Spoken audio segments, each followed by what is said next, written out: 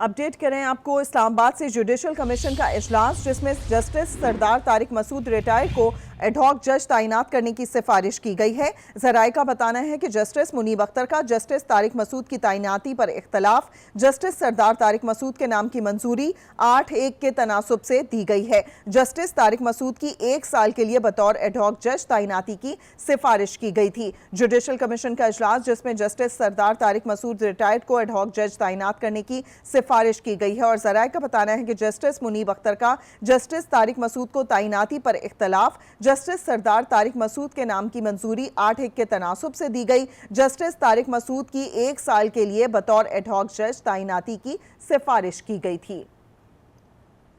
Ad hoc ججز کے حوالے سے 4 نام سامنے آئے تھے جن میں سے 3 کی جانب سے معذرت کر لی گئی ہے اور اب جوڈیشل کمیشن کا یہ اجلاس ہوا ہے جس میں جسٹس سردار طارق مسعود ریٹائرڈ کو ایڈ ہاک جج تعینات کرنے کی سفارش کی گئی ہے۔ ذرائع کا بتانا ہے کہ اس موقع پر جسٹس منیب اختر کی جانب سے اختلاف کیا گیا جسٹس طارق مسعود کی تعیناتی کے حوالے سے اور جسٹس سردار طارق مسعود کے نام کی منظوری 8-1 کے تناسب سے دی گئی ہے، جبکہ جسٹس طارق مسعود کی 1 سال کے لیے بطور ایڈ ہاک جج تعیناتی کی سفارش کی گئی ہے۔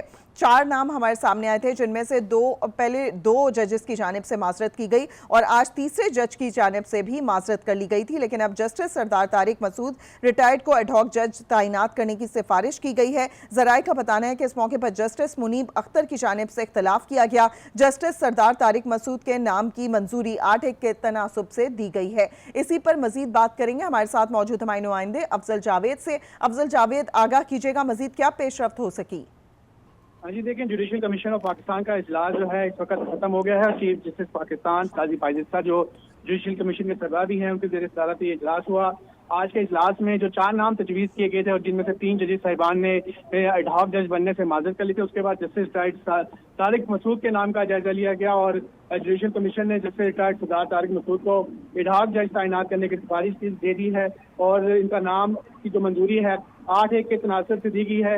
جسٹس طارق مسعود کی 1 سال کے لیے بطور ایڈ ہاک جج سپریم کورٹ تقرری کی سفارش کی گئی۔